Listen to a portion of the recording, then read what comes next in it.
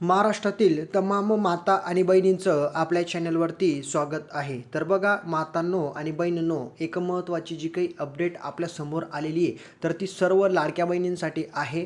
तर तुमचा जो काही जानेवारी आणि फेब्रुवारी महिन्याचा हप्ता आहे तर तो तुमच्या बँक खात्यामध्ये जमा होण्यासंदर्भात अतिशय महत्त्वाची अपडेट समोर आलेली आहे. तर आताच या ठिकाणी लाखो रुपयांची, करोडो रुपयांची वाटप करण्यात आलेली आहे. तर नेमकी माहिती काय आलेली आहे, या 10 जिल्ह्यांमध्ये लाडक्या बहीण योजनेचे पैसे पाठवण्यात आलेले आहे. 2 हप्ते एकत्र पाठवले आणि महत्त्वाचं म्हणजे 3,000 रुपये त्याची रक्कम असणार आहे. तर लाडक्या बहिणी कोणकोणत्या 10 जिल्ह्यांमध्ये 3,000 रुपये पाठवण्यात आले आणि ज्या बहिणींना पैसे आलेले नाही आहेत अशा बहिणींना काय काम करायचं आहे की जेणेकरून पैसे तात्काळ त्यांच्या बँक खात्यामध्ये जमा होतील, याबद्दल संपूर्ण माहिती समोर आलेली आहे. तर एक अतिशय महत्त्वाचा शासन निर्णय आलेला आहे.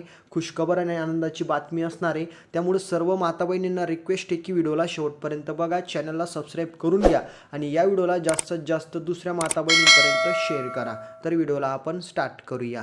तर बघा, तुम्हाला लाडक्या बहीण योजनेचा हप्ता आतापर्यंत अनेक आलेले आहेत आणि महत्त्वाचं म्हणजे भरपूर अशा बहिणी की त्यांना जानेवारीचा हप्ता आलेला नाही आहे, भरपूर अशा बहिणी की त्यांना डिसेंबरचा पण आलेला नाही आहे. मग महत्त्वाचं काय आहे की सर आमचा हप्ता कधी येणार आहे, अशा बहिणींचा प्रश्न होता. मला एकच हप्ता आला, मला काहीच आलं नाही आहे, त्याच्यानंतर शेजारच्यांना आला, आम्हाला आला नाही. तर नेमकं सांगतो की प्रॉब्लेम काय झालेला आहे, याचं सोल्युशन काय, तुम्हाला काय काम करायचं आहे की जेणेकरून तुम्हाला हप्ता भेटेल. ठीक आहे. तर बघा, सगळ्यात अगोदर एक गोष्ट लक्षात घ्या मातांनो आणि बहिणींनो, लाडक्या बहीण योजनेचा महत्त्वाचा जो काही या ठिकाणी उद्देश होता तो गोरगरीब लाडक्या बहिणी म्हणजे ज्या बहिणींची आर्थिक परिस्थिती दुर्बल आहे, ज्यांना खरोखर गरज आहे, अशाच बहिणींसाठी लाडकी बहीण योजना सुरू करण्यात आली होती आणि त्याच्यामध्ये काही नियम देण्यात आलेले होते. आता त्याच्यासाठी जी काही पात्रता आहे ती समोर तुम्ही बघू शकतात. तुम्हाला 3,000 रुपये कोणत्या 10 जिल्ह्यांमध्ये भेटतील आणि ज्यांना पैसे आलेले नाही आहे त्यांनी काय काम करायचं आहे ते मी पुढं सांगणार आहे. परंतु त्याच्या अगोदर तुम्ही महत्त्वाची माहिती पाहून घ्या की लाडक्या बहीण योजनेचे काय काय निकष आहे. हे पाहिल्यानंतर तुम्हाला समजेल की तुम्हाला हप्ता भेटतोय आणि ज्यांना नाही भेटत त्यांना का नाही भेटत आहे. ठीक आहे. तर बघा, पहिलं महाराष्ट्र राज्याचे रहिवासी, त्याच्यानंतर सेकंड नंबरचं आहे राज्यातील विवाहित, विधवा, घटस्फोटित, परित्याक्ता, त्याच्यानंतर आणि निराधार महिला, तसेच कुटुंबातील केवळ एक अविवाहित महिला. त्याच्यानंतर समोरचं बघा, किमान वयाची अट 21 आणि जास्तीत जास्त 65. त्याच्यानंतर लाभार्थ्यांचे स्वतःचे आधार लिंक असलेले बँक खातं.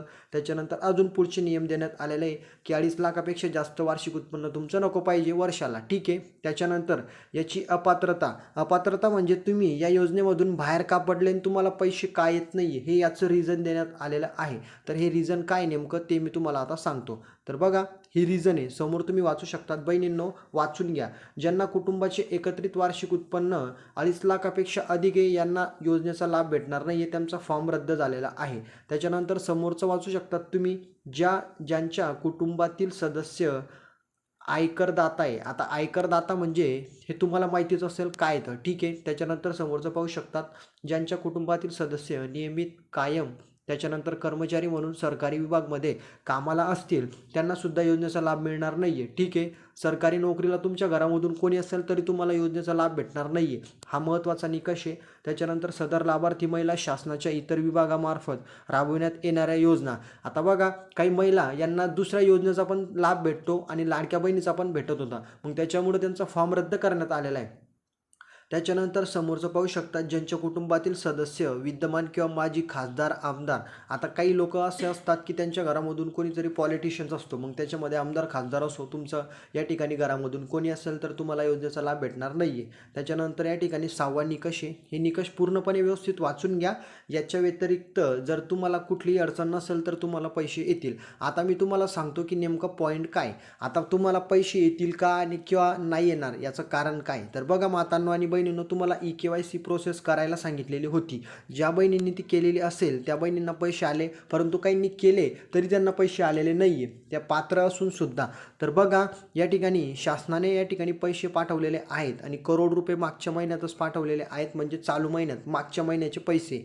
तर बहिणींना, भरपूर बहिणींना या ठिकाणी 13 ते 14 तारखेला पैसे आलेले आहेत, काही बहिणींना आलेले नाही आहे. ज्या बहिणींना पैसे आलेले नाही आहेत त्यांनी एक काम करायचं आहे, लाडकी बहीण योजनेच्या वेबसाईटवरती जाऊन तुम्हाला तक्रार नोंदवायची आहे. तुम्ही तुमची तक्रार त्या ठिकाणी मांडू शकता. तुमचा नेमका प्रॉब्लेम काय झालेला आहे त्या ठिकाणी वेगवेगळे या ठिकाणी कॉलम म्हणजे रो देण्यात आलेले आहे. तिथं तुम्हाला कोणत्या प्रकारची अडचण आहे, तुमचं आधार लिंकिंग चुकलं आहे किंवा काय चुकलं आहे, नेमकं फॉर्म चुकीचा आहे किंवा माहिती चुकीची आहे, त्या ठिकाणी तुम्हाला तशा अटी देण्यात आलेल्या आहे. त्याच्यावरती क्लिक करून तुम्हाला जी काही अडचण असेल ती तुम्ही तिथं मांडा. तुमची अडचण तिकून सॉल्व करण्यात येईल आणि तुम्हाला लाडक्या बहीण योजनेचा हप्ता पुन्हा भेटू शकतो आणि भेटल अशी अडचण तुम्ही सॉल्व करू शकता. तर बघा, ज्यांना पैसे आले नाही त्यांनी लाडक्या बहीण योजनेच्या वेबसाईटवरती जाऊन तक्रार नोंदवायची आहे. तक्रार तिकडं चेक होईल. त्याच्यानंतर तुम्ही जर योग्य अपील करत असाल, योग्य तक्रार करत असाल आणि तुम्ही जर पात्र असाल योजनेसाठी, तर ती तक्रार लक्षात घेऊन तुम्हाला लाडक्या बहीण योजनेचा हप्ता भेटणार आहे. एवढंच तुम्हाला लक्षात घ्यायचं आहे.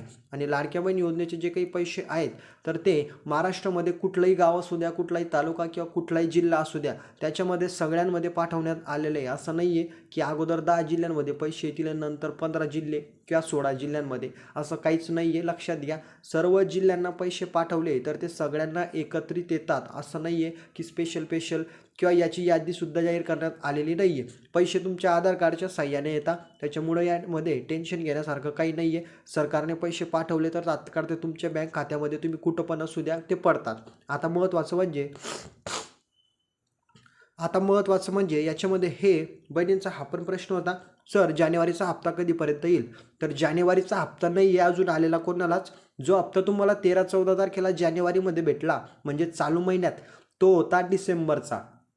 काही बहिणींना नोव्हेंबरचा बाकी होता, त्यांना नोव्हेंबर प्लस डिसेंबर बरोबर 3,000 रुपये 2 महिन्याचे एकत्र मिळालेले आहेत. अजून जानेवारीचा हप्ता जाहीर करण्यात आलेला नाही आहे. जानेवारीचा हप्ता तुम्हाला भेटेल फेब्रुवारीमध्ये. ठीक आहे. आणि ज्यांना पैसे आलेले नाही आहेत त्यांना मी प्रोसेस सांगितलेली की तुम्हाला तक्रार करायची आहे. महत्त्वाचं म्हणजे, आणि जर समजा तुम्हाला तिथं तक्रार करायची नाही आहे तर तुम्हाला KYC प्रोसेस वापस करायची आहे. ती प्रोसेस वापस करून घ्या. त्यावेळेस तुम्हाला लाडक्या बहीण योजनेचा हप्ता तुम्ही योजनेसाठी पात्र असाल तर वापस या ठिकाणी मिळणार आहेत. ठीक आहे. तर सर्व माहिती तुमच्या लक्षात आली असेल. काही अडचण असेल तर कमेंटमध्ये विचारा. त्याच्यानंतर आपला नंबर देण्यात आलेला आहे, तिथं तुम्ही माहिती विचारू शकतात. ठीक आहे. आता महत्त्वाचं म्हणजे, तुम्हाला तक्रार करायची असेल तर लाडकी बहीण योजनेच्या या ठिकाणी वेबसाईटवरती तक्रार करा. ज्यांची KYC प्रोसेसमुळे पैसे आलेले नाही आहेत, भरपूर बहिणींसोबत तो प्रॉब्लेम झालेला आहे, तर त्यांनी KYC रिसबमिट करायची आहे, म्हणजे डबल करायची आहे, तर पैसे तुम्हाला येऊन जातील. सर्व बहिणींना या ठिकाणी टेन्शन घेण्यासारखं काही नाही आहे. पैसे सगळ्यांना येतील. आय होप व्हिडिओ लक्षात आला असेल. काही अडचण असेल तर कमेंटमध्ये विचारा. व्हिडिओला लाईक करा आणि चॅनलला सबस्क्राईब करून घ्या. तर भेटूया पुढच्या व्हिडिओमध्ये. जय हिंद, जय महाराष्ट्र.